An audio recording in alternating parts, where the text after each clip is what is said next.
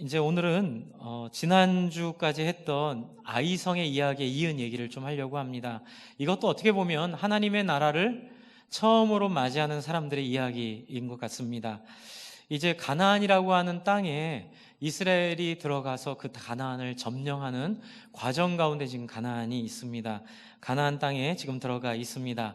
그래서 제가 그때 말씀드렸죠. 한강을 건너서 압구정동을 지나야 그 다음에 나오는 지역들을 지나야 밑에 양재동까지 올 수 있는 것처럼 여리고성과 아이성을 지나야만 그 다음에 있는 이 가나안 땅에 들어갈 수 있고, 그리고 가나안 땅의 초입에 기브온이라는 성이 세 번째로 있습니다. 그래서 순서가 여리고성, 아이성, 그 다음에 기브온, 그리고 밑에 있는 예루살렘 가나안 남부 지역이 펼쳐지게 되는데요. 꼭 이 성들을 지나가야만 이 가나안을 점령하게 되는데, 아이성은 지난주에 말씀드린 것처럼 우여곡절을 겪은 끝에 결국은 점령을 하게 됩니다. 그리고 나서 오늘은 이제 이 기브온 성에 대한 이야기입니다. 기브온 성은 아이성보다 더 크다고 되어 있습니다. 기브온 성은 아이성보다 크다고 10장 2절을 한번 읽어볼까요? 여호수아 10장 2절입니다. 기브온 성이 어떤 성인지 나와 있는데요. 같이 읽어볼게요. 시작. 크게 두려워하였으니 이는 기브온은 왕도와 같은 큰 성이며 아이보다 크고 그 사람들은 다 강함이니라. 그러니까는 이 성을 이제 점령을 해야 하는데 기브온 사람들은 아이성보다 훨씬 크고 강한 사람들입니다. 그런데 놀라운 일이 벌어집니다. 제가 한 대략 계산을 해보니까요. 여기서 양재역까지가 25km 정도 되는데 여기서 양재역까지 되는 25km 정도 오기 3일 전에, 그러니까는 걸어서 양재역까지 3일 정도 걸으면, 정확히 어느 정도인지 모르겠지만 한 3일 걸으면 서울에서 대전은 가나요? 서울에서 대전은 3일 정도 걸으면 가죠. 네. 열심히 걸으면 대전까지 갈 것 같습니다. 그러면 100km 정도 간다고 치면 그 양재동에서 위로 100km 정도, 휴전선 너머까지 갈 수도 있겠네요. 이제 그쯤에 이스라엘이 도착했을 때 이 기브온 사람들이 이스라엘이 아이성을 점령하고 진격해 온다는 소식을 듣습니다. 그러자 이제 기브온 사람들은 겁이 났죠. 그래서 기브온 사람들은 꾀를 냅니다. 꾀를 내서 이 이스라엘 사람들에게 가서 화해를 청하는 일을 하기로 결정을 했는데, 문제는 거짓말을 한 거예요. 기브온 사람들이 내가 요 코앞에 사는 한 3일 길 걸어가고 3일 반나절 길을 걸어가며 있는 기브온에서 왔습니다, 이렇게 말 안 하고 9장에 보시면 9장의 3절부터 그 이야기 사연이, 오늘 우리가 읽기 바로 직전 구절인 13절까지 그 사연이 나와 있습니다. 그래서 기브온 사람들이 꾀를 내요. 사신의 모양으로 꾸몄는데 헤어진 전대와 찢어져 기운 가죽 포도주 부대를 나게 싣고 그 발은 낡아서 기운 신을 신고 낡은 옷을 입고, 이제 재밌는 건 다 마르고 곰팡이가 난 떡을 준비하여 이제 위장을 해서, 이제 6절에 보면 길갈 진영으로 가서 한 3일 반나절 길을 걸어가서 여호수아에게 이르러 그와 이스라엘 사람에게 이르되, 우리가 어디서 나왔다고 얘기하죠? 먼 나라에서 왔습니다, 이렇게 이 이스라엘 사람들을 속입니다. 그리고 우리와 주약을 맺읍시다 라고 했더니 주약을 뒤에 가서 맺지요. 이스라엘 사람들이 14절, 오늘 이제 그 말씀입니다. 15절, 이제 15절에 이렇게 되어 있습니다. 여호수아가 곧 그들과 뭐 했다고요?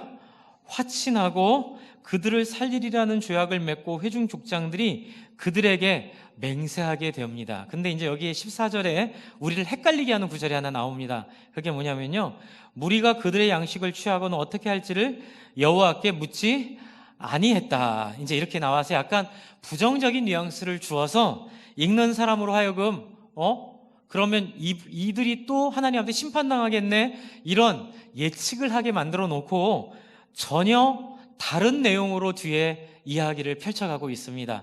이들이 심판을 당하지 않지요. 여러분, 하나님이 이스라엘이 속아서 화친을 맺은 문제를 가지고 이스라엘을 심판하지 않으세요. 어떻게 보면 하나님이 그냥 넘어가세요. 그리고 하나 더, 10장에 보면 기브온이 속여서 화친을 맺은 덕분에 주변 나라로부터 공격당하게 되는 위험에 빠지게 됩니다. 그때에 하나님이 이스라엘을 보내세요. 그래서 한 밤길 한 나절길을 반나절길을 달려가서 10장 9절에 보면 여호수아가 길갈에서 밤새도록 올라가 급하게 그들에게 이르니 이스라엘의 힘으로 기브온을 공격하는 사람들을 보호해 주세요. 그런데 보호하는 이 기록이 너무 뜻밖인 거예요. 뒤에 보시면 11절에 어떤 일이 벌어집니까? 기브온을 보호하는데 어떤 일이 벌어지나요? 우박이 내려서 큰 도움을 줍니다. 기브온을 보호하는데 이렇게 얘기할게요. 거짓말로 속여서 이스라엘을 기만하고 그래서 하나님의 백성과 화해 조약을 맺은 사람에게 하나님이 우박을 내려서 그의 전쟁을 돕고, 그리고 12절부터 15절은 더 나아갑니다. 해가 하늘에 멈추게 해서 결국 이 전쟁을 도와서 그들을 이기게 하십니다. 기브온을 공격하려는 이 가나안 연합군들, 이런 거예요. 이스라엘 백성들이 전진하는데 가나안 족속들이 동맹을 맺어가지고 이스라엘과 연대하기로 하고 이스라엘을 치려고 하는데 기브온만 몰래 빠져나가서 이스라엘과 화친을 맺고 온 걸 알게 되자 기브온 주변에 있는 사람들이 이스라엘과 화친을 맺은 기브온을 치려고 합니다. 그때 하나님이 이스라엘을 도와서 기브온을 구원해 내시는 거예요. 그런데 구원해 내도 성경에 2번 정도 있는, 그쵸, 히스기야 사건 때 해가 한번 멈췄고, 그리고 이때 12절에 보면 태양아 너는 기브온 위에 머무르라, 달아 너도 아얄곤 골짜기에 그리할지어다. 그래서 13절 태양이 머물고 달이 멈추는 이 놀라운 도움을 하나님이 속인 기브온을 위해서, 물론 이스라엘을 위해서 이 전쟁을 하셨다고 말씀을 하지만 결국 기브온을 도움으로써 이스라엘이 전쟁을 통해 가나안의 5 왕을 제압하고 가나안을 정복하게 되는 이야기로 끝이 나요. 그래서 처음에 읽으면 이게 되게 헷갈립니다. 기브온이 잘했다는 건지 못했다는 건지, 이게 도대체 무슨 얘기를 하려는 건지 도대체 감을 잡을 수가 없어요. 그래서 생각을 잘 좀 해봐야 합니다. 첫 번째입니다. 여러분, 기브온은 잘한 걸까요? 잘못한 걸까요? 기브온은 잘한 걸까요? 잘못한 걸까요? 잘한 거예요. 그런데 이제 잘했다고 생각하기에는 찝찝한 구절이 14절이에요. 무리가 그들의 양식을 취하고는 어떻게 할지를 여호와께 묻지 아니하고, 이렇게 하면서 마치 이게 이스라엘이 무엇을 묻지 않은 것 자체가 잘못됐다고 책망하는 것 같은 느낌을 주는 말을 하는데 내용은 책망이 아닐 수도 있겠다는 생각을 합니다. 보통 이런 말이 나오면 이스라엘 가운데 전염병이 돌든지 이스라엘이 전쟁에서 패배를 하든지 분명히 무슨 문제가 생겨요. 그런데 희한하게 여기서는 오히려 전쟁을 하나님이 도와주세요. 뭘까요? 여러분, 이걸 어떻게 풀어야 될까요? 여러분, 많은 분들이 목사님들의 얘기를 좋아는 하는데 목사님들이 너무 다양하고 다른 얘기를 해서 뭐가 맞는지 뭐가 뭔지를 모르겠다고 말씀하시는 분들을 많이 만납니다. 특별히 기독교 방송이나 극동방송이나 설교를 틀어놓고 지내시는 분들은 시간마다 나오는 목사님들의 강조점이 다르고 목사님들이 생각하고 목사님들이 강조하는 신앙이 다르고, 그렇죠?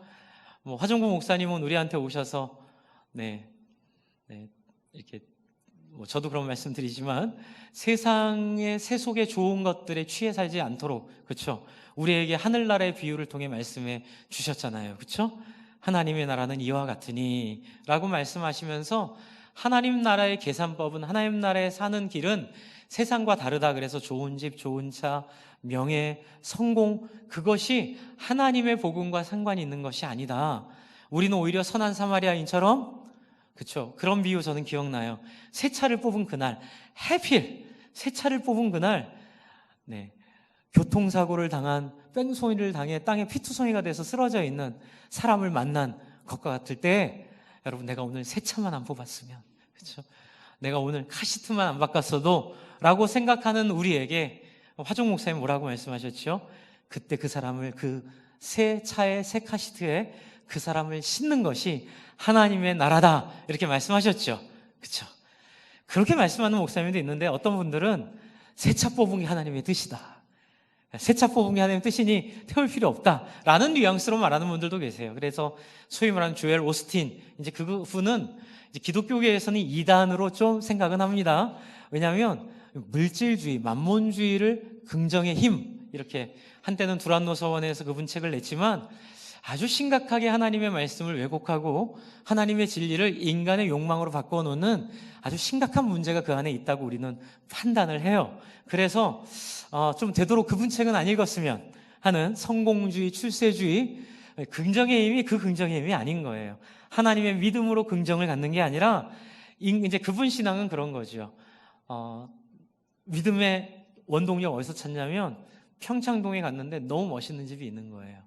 그 집을 보고 뭐라고 기도하는 거죠? 하나님, 저 집이 내 집이 되기를 바랍니다. 이게 긍정의 힘인 거예요. 그래서 하나님이 저 집을 주실 줄 믿습니다. 이렇게 믿으면 하나님이 그 집을 나에게 분명히 주신다. 거기에는 이웃에 대한 애정과 다른 사람을 섬기는 예수의 십자가는 없고 예수를 통해 성취하고 예수를 통해 내가 무엇을 누리려고 하는 사실 어떻게 보면 굉장히 무서운 가나안 땅에서 보여준 하나님의 심판의 대상이 되는 무서운 모습이 도사리고 있는데 우리가 왜 자꾸 그런 얘기들이 나오고 우리가 분별하기가 힘들고 어려울까요? 그것은 바로 여러분 이 말씀이 어려운 것처럼 14절이 무엇인지를 모르는 이유예요. 그건 뭐냐면 성경을 안 읽기 때문에 그래요. 성경을 안 읽고 신앙생활을 하니까 그냥 하나님의 은혜는 내려오고 그 내려온 하나님의 은혜를 성경이 아닌 인간의 본능과 인간의 필요를 따라 하나님의 은혜를 누리기 시작하면 분명히 하나님의 말씀과 상관없는 길로 가게 되어 있어요. 그래서 제가 지난주에 했던 하나님의 나라는 이와 같으니 5번이 우리 교회에 결정적으로 중요한 기준이 된다고 제가 말씀드리는 거예요. 그래서 여러분 이 14절이 왜 어떻게 해석을 해야 될지를 한번 풀어보면 말씀으로 풀어봐야 되는 거예요. 여러분 이 말씀으로 이 14절을 어떻게 풀 수 있을까요? 신명기에 나와 있어요. 신명기, 출애굽기와 신명기를 잠깐 볼게요. 제 프리젠테이션 제가 만들었어요. 출애굽기 12장 48절엔 그 힌트가 하나 나와 있어요. 우리 출애굽기 12장 48절 한번 읽어볼까요? 시작. 너희와 함께 거류하는 타국이니 여호와의 유월절을 지키고자 하거든 그 모든 남자는 할례를 받은 후에야 가까이하여 지킬지니 곧 그는 본토인과 같이 될 것이나 할례 받지 못한 자는 먹지 못할 것이니라. 여러분 여기에는 무슨 얘기를 하고 있죠? 제가 한번 여쭤볼게요. 이방인도 하나님 나라의 백성이 될 수 있다 없다? 있다 없다? 있다. 다시 한번 보세요. 이방인도 하나님 나라의 백성이 될 수 있다 없다? 있다. 예수님 이전에도 있었어요. 예수님 이전에도 하나님은 이스라엘의 승리만을 위한 분이 아니셨어요. 하나님은 누구든지 이스라엘의 유월절 하나님의 대속의 은혜를 간구하는 사람들은 설령 이스라엘 사람이 아니더라도 그 사람이 원할 때에는 하나님이 이스라엘 백성으로 삼아 주시겠다고 출애굽기 12장에 이미 얘기하고 계세요. 그리고 신명기 20장을 볼게요. 10절, 11절을 같이 읽겠습니다. 시작. 내가 어떤 성읍으로 나아가서 치료할 때는 그 성읍에 먼저 화평을 선언하라. 그 성읍이 만일 화평하기로 화답하고 너를 향하여 성문을 열거든 그 모든 주민에게 내게 조공을 바치고 너를 섬기게 할 것이요. 이렇게 되어 있지요. 그리고 12절에 만약 그 화평을 거부하면 어떡하라고요? 들어가서 다 죽이라. 이렇게 되어 있어요. 여러분 많은 예수 잘 모르는 하나님 말씀 잘 모르는 분들이 이 가나안을 점령하게 하는 이야기를 가지고 괜히 하나님께 시비를 걸어요. 하나님 어떻게 그럴 수 있습니까? 가나안 땅에 당신 편이라고 이스라엘 사람들은 좋아하시고 당신 편 아니라고 가나안 땅에 있는 사람 다 죽이라고 하시는 하나님은 잔인한 하나님 아닙니까? 라고 얘기하는데 무식이 하늘을 치는 말이죠. 그게 뭐예요? 모르는 거예요. 하나님은 가나안 사람이라고 다 미워하거나 죽이지 않으셨어요. 하나님은 이유가 있었어요. 그게 뭐냐면 가나안 땅에 죄가 번성할 때에 어떻게 보면은 40년 동안 이스라엘이 광야에서 헤맸던 것은 이스라엘의 불순종이기도 했지만 어떤 측면에서는 가나안 땅에 가나안을 멸망시킬 만한 죄가 넘치지 않았기 때문에 하나님께서는 심판이 필요할 때까지 하나님은 기다리셨던 면도 있어요. 그리고 또 하나는 하나님이 들어가셨을 때 이스라엘 백성을 통하여 이스라엘이 상징하는 게 뭘까요? 한번 같이 해볼까요? 인간의 존엄을 지키라. 서로 존중하라. 여러분, 가나안은 인간의 욕망을 따라 힘과 자기의 욕망과 자기의 능력으로 경쟁해서 이기는 정글과 같은 그 약육강식의 인간 사회가 가나안이에요.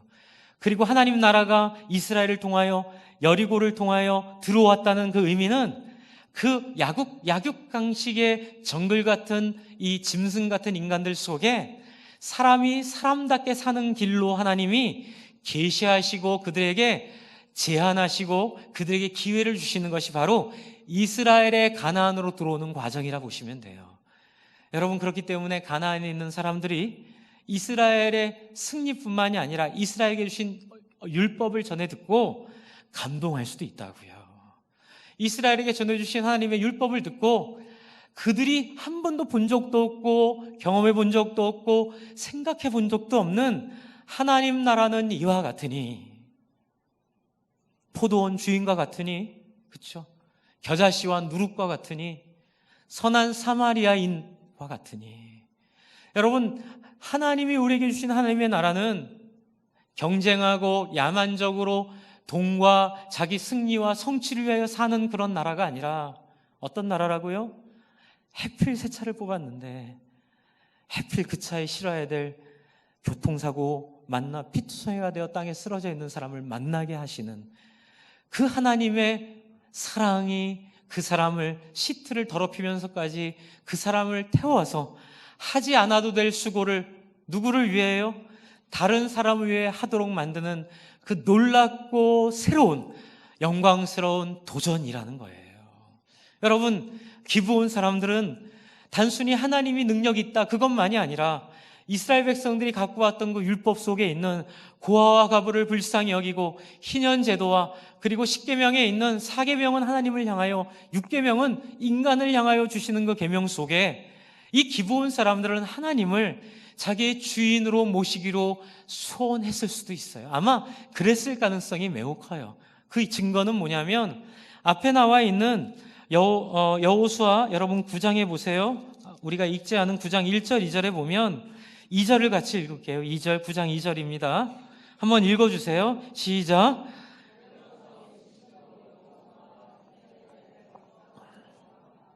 어떻게 하려고요? 일심으로 여호수아와 이스라엘에 맞서 싸우려는 사람들이 대부분을 차지하던 분위기였어요. 지금 1절은 요단 서쪽에서부터, 그러니까는 이스라엘이 어떻게 보면 저 환경북도에서부터 이렇게 그 비집고 들어오기 시작했는데 이 들어온 이 하나님의 나라를 사람들이 인정하지 않고 그 나라를 향하여 마음을 열고 순종하려고 하지 않고 어떻게 해요? 한경도에서부터 저 경상도에 있는 모든 사람들이 일심하여 우리 가운데 들어온 하나님의 나라를 제거하려고 모여서 그 나라를 제거하려고 힘을 쓰고 있는 이 상황이에요. 이 상황에 누구만? 기브온만 하나님을 향하여 자기의 생명을 구하고 그 반역의 무리에서 함께 하려고 하지 않고 나와서 하나님을 향하여 자기를 구원해 달라고 화친하러 나온 거예요. 그러므로 여러분 14절은 신명기 20장 10절 11절 말씀에 부합하는 거예요. 그러므로 하나님께 물어볼 필요가 있어요, 없어요? 여러분, 하나님 말에게 여쭤볼 필요가 있어요, 없어요? 여러분, 제가 여쭤볼게요. 너무 비유가 그럴지 모르는데 여러분, 이렇게 결혼해서 가정을 갖고 있는데 어떤 사람이 데이트 신청을 해와요. 그러면 기도해서 여쭤볼 필요가 있어요, 없어요? 잠깐 기도하고 제가 응답할게요. 기도해봐요. 그럼 쫓겨나요, 아내한테. 그럼 말도 안 되는 소리죠. 그건 기도할 필요가 없죠. 왜요? 성경에 뭐라고 써있죠? 간음하지 말라고 써있잖아요. 결혼을 지키라고 써있잖아요. 그렇죠? 내 이웃의 아내를 탐하지 말라고 써있잖아요. 그렇죠? 어디를 갔는데 눈먼 돈이 있는 거예요. 그 돈을 가져올까 말까 기도할 필요가 있어요, 없어요? 왜요? 하나님 뭐 하지 말라고 그랬죠? 도둑질 하지 말라고 성경에 써있죠? 그건 기도할 게 아니라 순종할 문제예요. 여러분, 사실 14절에 양식을 취하고는 어떻게 할지를 여호와께 묻지 않았다는 건 부정적인 뜻이 아닐 수도 있어요. 묻지 않은 것을 하나님 문제 삼지 않았기 때문에 그래요. 왜요? 성경에 화친을 청하는 자들을 받아들이라고 되어 있어요. 어쩌면 기브온 사람들도 그 내용을 입수했을 수도 있어요. 아, 저들이 경전으로 삼는, 우리로 치면 신명기 20장에 분명히 써 있더라. 그들이, 이스라엘이 우리 가운데 들어가 아이성과 같이 멸망하지 않을 방법이 있다. 뭐냐면 먼저 화평을 원하면, 화친을 청하면 그들을 너희 종으로 삼으라 했으니 우리가 이스라엘이 종이 되면 우리는 죽지 않아도 된다. 여러분, 그런데 나머지 옆에 있는 족속들은 대항하려고 그랬죠. 그건 무슨 생각이죠? 하나님을 두려워하지 않는 거예요. 안 죽을 수 있다는 확신이 있는 거예요. 그러나 기브온 사람들 하나님에 대한 두려움이 있었어요. 100% 우리는 진다. 아이성보다도 큰 성읍이지만 하나님에 대한 두려움이 있었기 때문에 이들은 그 말씀을 어쩌면 의지했을 수도 있어요. 그래서 14절에 여호와께 묻지 않고 그들을 받아들인 게 문제가 안 돼요. 그런데 여러분, 이스라엘 사람들은 뭐라고 하죠? 이스라엘 사람들은 참 보면 참 그 화종 목사님이 이번 주에 오셔서 하신 말씀, 여러분 부흥의 기간에 지나고 나면 한 달 정도는 부흥에 못 나오신 분들 약간 소외감을 느낄 수 있으니 양해를 구합니다. 못 들으신 분들은 양해를 구해 주세요. 그 화종 목사님 말씀 중에 그 두 아들의 비유가 있었어요. 그 둘째 아들이 아버지가 돌아가시기도 전에 어떻게 해요? 뭘 달라 그러죠? 유산을 달라 그래서 가가지고 실컷 방탕하게 쓰다가 돌아오죠. 그때 아버지를 옆에서 아버지를 지켰던 첫째 아들이, 아버지는 돌아오는 둘째 아들을 맨발로 뛰어나가서 그를 두 팔을 벌려 안는데 못마땅한 거예요. 송아지를 잡는 걸 보고 불쾌한 거예요. 그러면서 이렇게 표현하죠. 뭐라고요? 내 형제인데, 내 형제를 뭐라 그랬다 그랬죠? 당신의 아들입니다. 그러니까는 내 형제를 내 동생에게 이렇게 안 하고 당신의 아들에게 굉장히 멀게 표현을 하죠. 그런 첫째의 못된 마음, 그렇죠? 아버지는 둘째가 죽었다 돌아와서 감사하게 안아주는데 그것을 못마땅하게 생각하는 첫째의 마음이 이스라엘 백성들 속에 나타나는 것 같아요. 여러분, 저기 18절을 같이 읽을게요. 9장 18절을 같이 읽겠습니다. 시작. 그러나 회중 족장들이 이스라엘의 하나님이 여호와로 그들에게 맹세했기 때문에 이스라엘 자손이 그들을 치지 못한지라. 그러므로 회중이 다 족장들을 원망하니. 지금 회중들이 원하는 건 뭐예요? 회중들이 원하는 건 뭐예요? 치는 거예요. 이기는 거예요. 승리하는 거예요. 그런데 이분들은 계속 이래 왔어요. 이스라엘 백성들은 하여튼간 하나님이 두 개를 알려주면 하나밖에 안 봐요. 뭐만 봐요? 자기한테 유리한 것만 봐요. 지가 하고 싶은 것만 봐요. 하나님이 세 개를 하라고 했을 때 그 중에 자기가 하고 싶은 거 하나만 붙잡고 그것만 하려고 그래요. 나머지 두 개, 하나님의 마음과 하나님의 인도에 신경을 안 써요. 그래서 이스라엘 백성들은 첫째 아들과 같아요. 어떻게 가산을 탕진하고 온 저 짐승과 같은 둘째를, 나한테는 한 번도 잡아줘 본 적이 없는 송아지를 잡아서 저 짐승과 같은 둘째를 어떻게 환영할 수 있냐고 분하기만 한 거예요. 그 아버지의 눈물과 아버지의 사랑에 대한 관심이 없는 거예요. 하나님의 나라는 이와 같으니, 누구죠? 허랑방탕한 둘째와 같은 기브온을 회개하고 돌아온다면, 그렇죠? 언제라도 맞이할 준비가 되어 있는 하나님이 바로 그 하나님의 나라입니다. 주 안에 사랑하는 성도 여러분, 이스라엘 백성들은 하나는 알고 둘은 모르는 거예요. 여러분, 사실 신명기 20장 말고 신명기 7장에도 똑같은 얘기가 있는데, 신명기 7장은 나중에 한번 찾아보세요. 7장은 무조건 가나안에 들어가면 히위 족속, 여부스 족속, 뭐 이런 가나안 족속을 다 진멸하라는 말씀이 있는데, 20장으로 넘어가면 거기에 하나가 붙는 거예요. 뭐가 붙냐면 그들이 화평을 청하면 그들을 너희 종으로 삼아라는 게 뒤에 첨가가 돼 있어요. 그런데 이스라엘 백성들은 뭐만 보는 거예요? 쳐서 죽이라만 보는 거예요. 점령하라는 만 보는 거예요. 여러분, 예수님 시대에 예수님과 크게 붙었던 이 바리새인들이 한 실수가 거기 있지요. 여러분, 한 율법사가 예수님을 시험하여 가로되 선생이여, 가장 큰 율법이 무엇입니까? 이렇게 물어보는 거잖아요. 왜 물어보는 걸까요?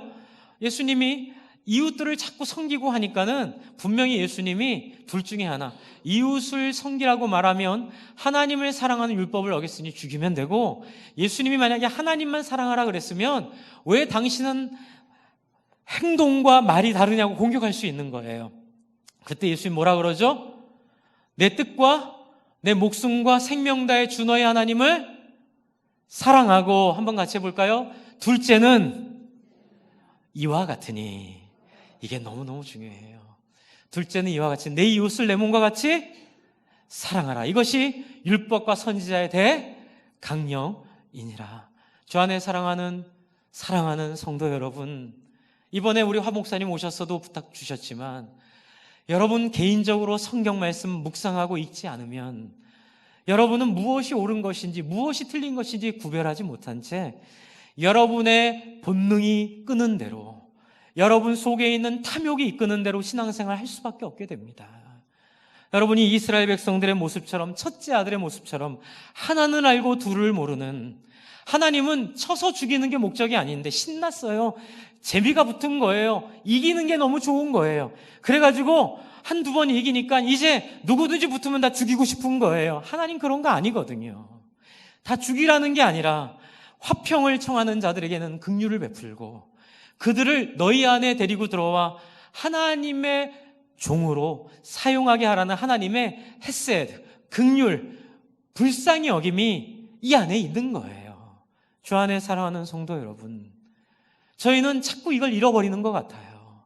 신앙을 좀 갖는다고 말하는 사람들은 이 신앙으로 자기 중심적인, 여러분 그런 거 있잖아요. 그 벌거벗은 임금님의 그 비유도 좀 그런 얘기를 해주고, 또 여러분 그 왜 이렇게 임금님이 나귀를 타고 갈 때 그 사람들은 나귀를 향해서 환호하는데 사람들이 나귀가 그 환호를 자기한테 하는 줄 알고 착각하는 그런 어리석은 모습과 같이 우리는 신앙생활을 할 때 예수 이름으로 승리한다, 예수 이름으로 이길 수 있다, 예수 이름으로 우리는 뭐든지 할 수 있다, 이렇게 교만해지면서 그 안에 있는 하나님의 마음을 잃어버리고 하나님을 이용하게 되는, 그래서 여러분 이스라엘에 반복되는 죄가 어디 있냐면 하나님으로 인하여 들어가게 된 가나안 땅에서 누리는 풍요 때문에 그 풍요의 마음을 뺏겨 하나님을 잃어버리고 풍요를 섬기기 시작해서 어떻게 되죠? 나중에 하나님을 섬기는데 그 하나님이 바알이 되는 거예요. 사랑하는 여러분, 두렵습니다. 이거는 건강한 두려움입니다. 저와 여러분의 신앙이 자기를 성찰할 줄 알고 하나님의 말씀 앞에 굳건히 세워지는 신앙이 되지 않으면 우리는 하나님의 이름으로 사람을 죽이기도 하고 하나님의 이름으로 나와 다른 사람을 정죄하기도 하고 하나님의 이름으로 갈등 가운데 여러분 하나님이 내 편이라고 착각하면서 사람들을 힘들게 하고 어렵게 하는 삶을 살 수 있는 길이 다분히 있다는 것을 이 말씀이 우리에게 보여주고 있습니다. 사랑하는 여러분, 하나님 말씀을 읽으셔야 합니다. 하나님 말씀을 묵상하셔야 하고 더 중요한 것은 예배를 잃어버리시면 안 됩니다. 여러분 제가 오늘 일부 예배 때도 부탁드렸는데 공동체 예배는 너무나 소중합니다. 중고등부 예배, 우리 청소년부라 바꿨죠. 또 청년들 예배, 또 우리 초등부 예배, 그 예배는 그 아이들이 거기 예배에 주체예요. 그래서 그 아이들이 예배를 잘할 수 있도록 우리 선생님들이 그 아이들 돕는 거예요. 하지만 선생님들은 이 예배가 예배예요. 선생님들에게는 이 공동체가 함께 드리는 예배에 우선순위를 둬서 자기 편한 대로 신앙생활 하려고 하지 말고 여러분 좀 2번 예배 드리는 마음이 있다 하더라도 연애할 때 어제 만났는데 또 만나? 이러면 여러분 딱지 맞죠? 그렇죠? 예, 결혼도 못하죠?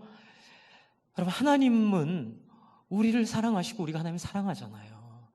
목사님 또 예배 드려요? 그 말이 제일 두려운 거예요. 예배 드려야죠. 여러분 하나님을 찾으시기 바랍니다. 좀 제가 부탁드리고 싶은 건 기둥 뒤에들 오늘은 안 숨으셨는데 화종 목사님이 기둥 뒤에서 이렇게 왔다 갔다 이렇게 왔다 갔다 하는 분들 속에 누룩이 들어가면 하나님 역사가 일어날 거라고 하셔서 저도 굉장히 소망을 얻었는데 여러분 좀 앞으로 나오세요.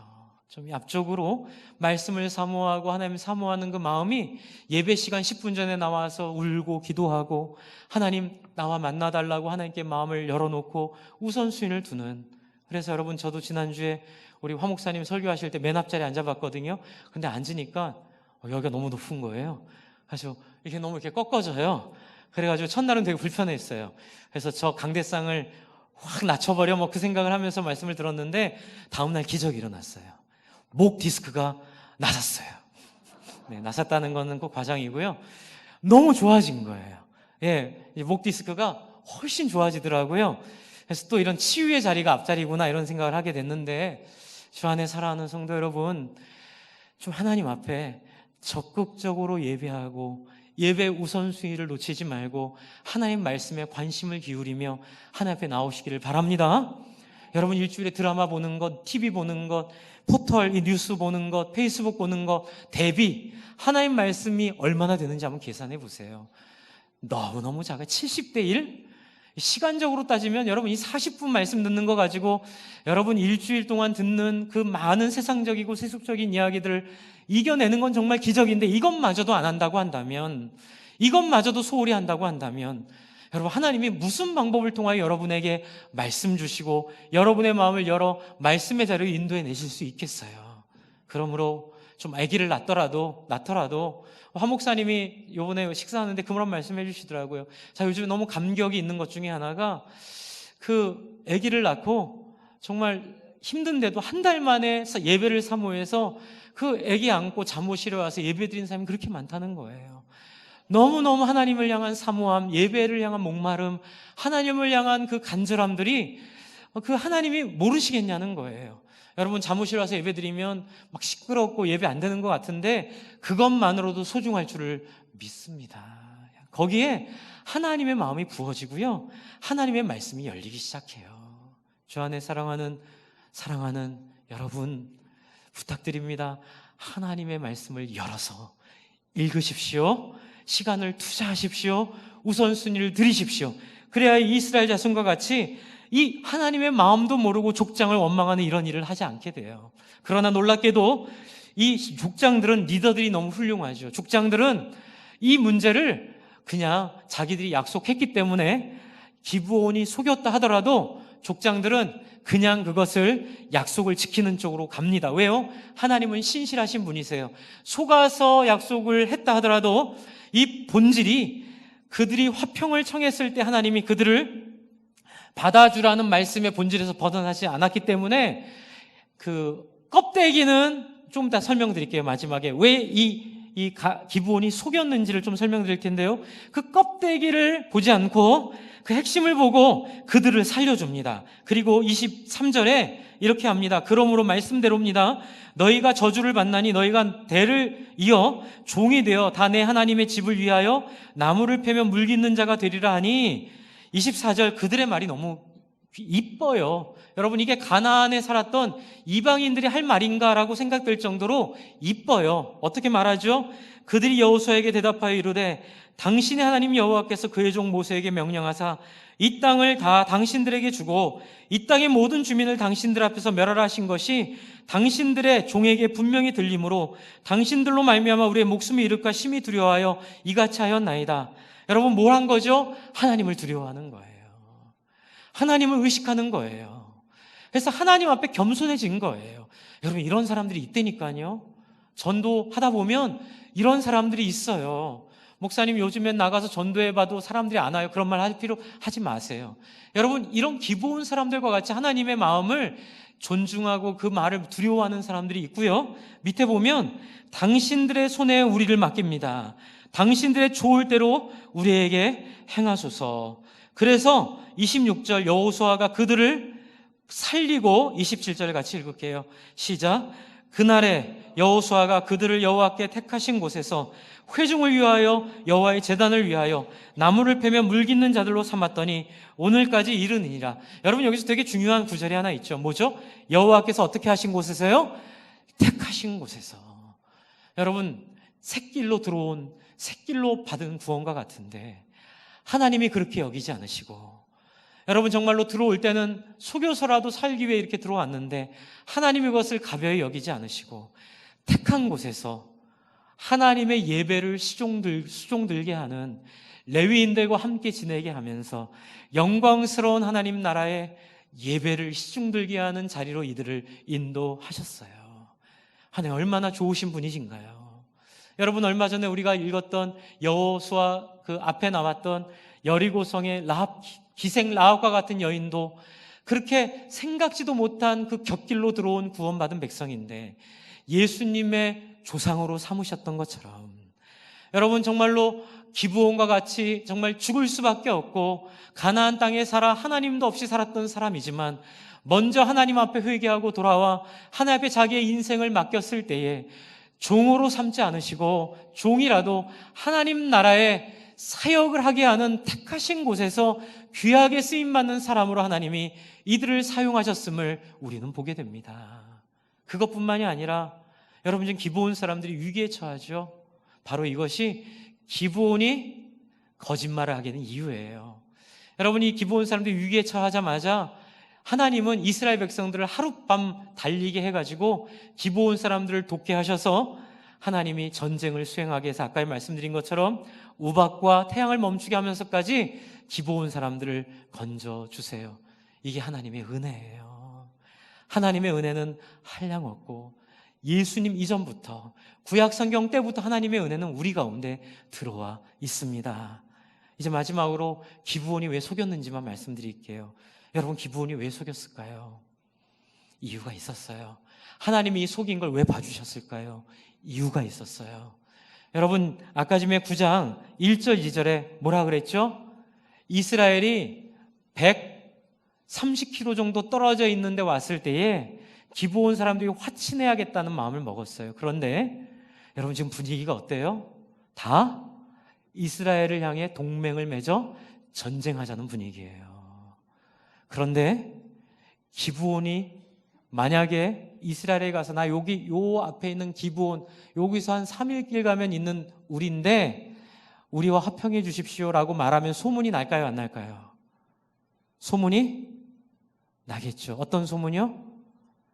여기 있는 우리 동네에 있는 요 족속이 이스라엘과 화평했대. 그러면 이 소문은 발보다 빨라서 이스라엘이 도움이 오기도 전에 기브온은 이스라엘 손에 안 죽고 누구한테 죽었을까요?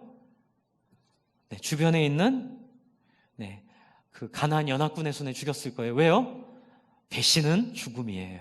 조폭들 가운데서도 배신은 죽음이고 전시에 타려운 죽음이잖아요. 그러니까 동맹을 맺은 상황에서 기브온만이 동맹에서 빠져나와 이스라엘과 화친의 조약을 맺으면 이스라엘이 오기도 전에 기브온은 죽게 돼 있어요. 그래서 기브온은 꾀를 낸 거예요. 어떤 꾀? 우리가 멀리 사는 족속이라고 꾀를 내고 이스라엘도 3일 길을 온 다음에, 여러분 16절 17절 보면 조약을 맺은 후 사흘이 지나서야 라고 말하고 17절에 이스라엘 자손이 행군하여 몇째 날에? 셋째 날에. 그러니까 이스라엘이 셋째 날 행군한 다음에 기브온이 어디 있을 때 보면 여러분 9절 10장 9절을 읽어보세요. 10장 9절 같이 읽을게요. 시작. 여호수아가 길갈에서 밤새도록 올라가 갑자기 그들에게 이르니, 그러니까는 27km 정도 떨어졌을 때 이르러서야 비로소 기브온이라는 걸 알게 된 거예요. 그리고 그 소문이 누구한테 들려요?